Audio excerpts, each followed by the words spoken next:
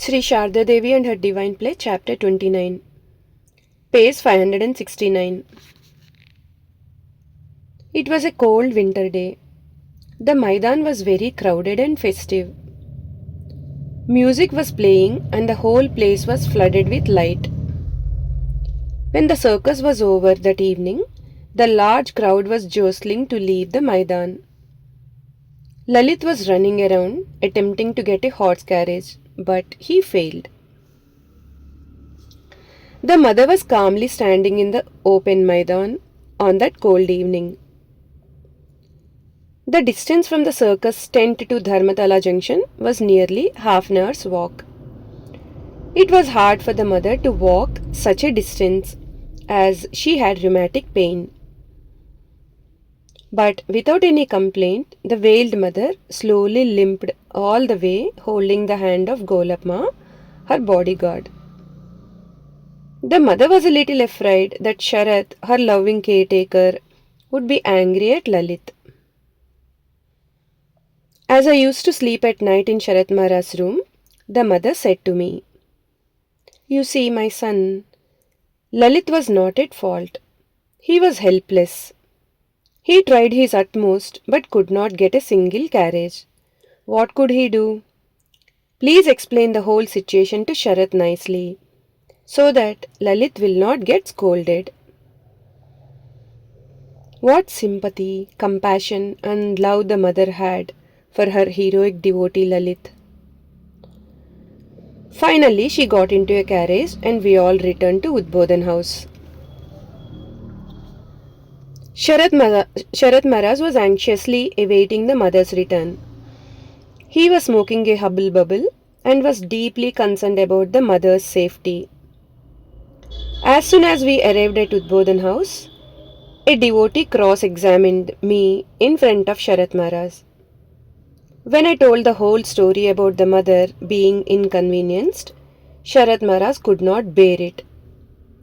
He roared like a tiger and reprimanded Lalit right and left, saying, "You are a fool."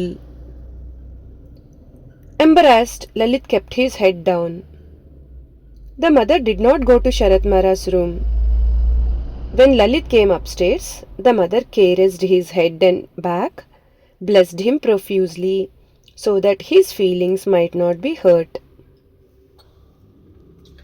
At last, she said to him, "My son, Sharat said the right thing. Henceforth, do everything after considering the pros and cons."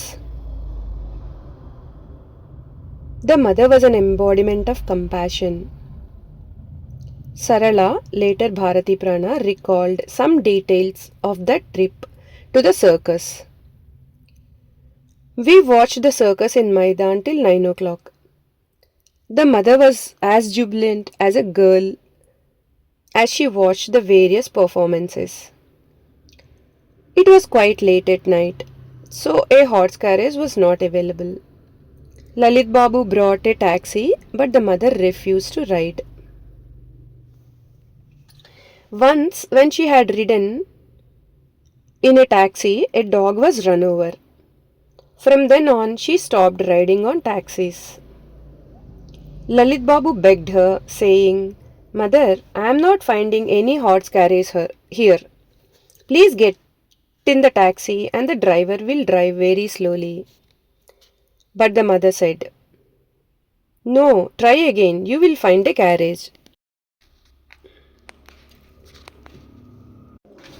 Lalit Babu went quite a distance and fortunately got a phaeton. We returned late to Udbodhan house in that carriage. Lalit, a heroic devotee. Swami Nirlepananda told a wonderful story of Holy Mother's love for her devotee Lalit. Previously, Lalit used to drink and lead a wanton life. But by the grace of the mother, his life was changed.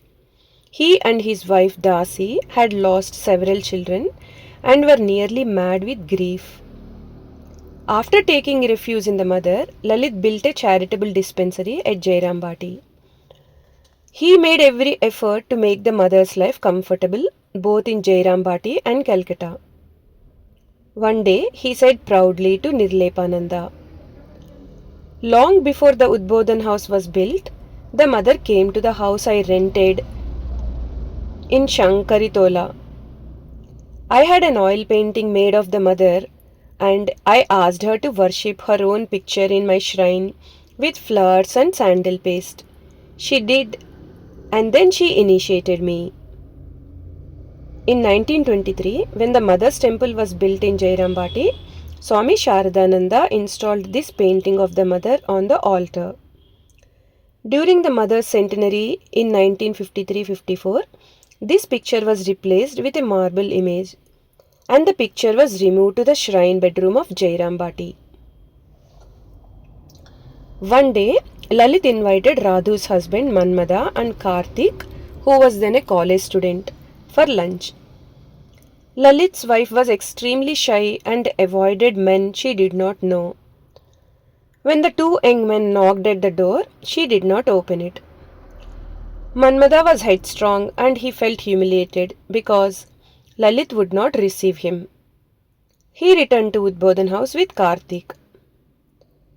When Lalit returned home, his wife told him what had happened, and he immediately rushed to Udbodhan house and complained to the mother. Mother, you should scold these two young boys. I just went to buy some sweets from the market. You know your daughter-in-law's bashful nature. They did not even wait a little, though I returned soon. Lalit felt terrible, thinking that he had humiliated his guru's relative. He burst into tears. The mother consoled him, saying, My son, I shall send them to your house right now, and they will eat there. Don't worry. You go home and make things ready. What trouble inviting these boys?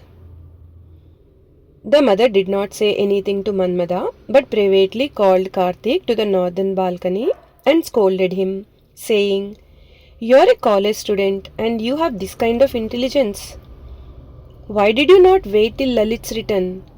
It is Sunday and there was no hurry. Manmada is headstrong and foolish. I can't say anything to him. She then called Sharat Maharaj and said, My son, you take these two boys, go to Lalit's house and have lunch there. Please calm down, Lalit. Sharat Maharaj obeyed the mother's order. Overwhelmed with joy, Lalit remarked, Am I an ordinary devotee? Look, the mother is holding my hand. Lalit had a large moustache like the German Emperor Kaiser Wilhelm II. So, Swami Brahmananda called him Kaiser, and the monks and devotees called him Kaiser Chatterjee. Jai Ma.